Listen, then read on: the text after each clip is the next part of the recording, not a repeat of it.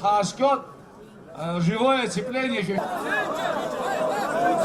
Не знаю, как это будет выглядеть, но надо...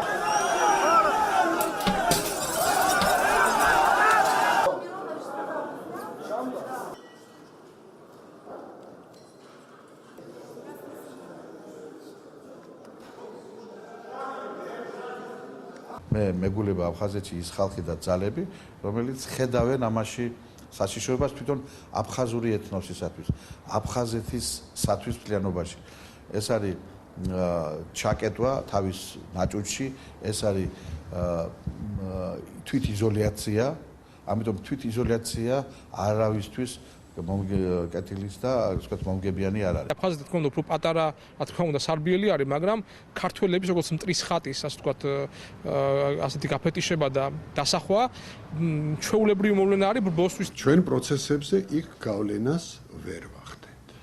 მაგრამ თავისთავად ყურადსაღებია ის თუ რა მოთხოვნებით გამოდის აფხაზეთის დე-ფაქტო ხელისუფლების ოპოზიცია.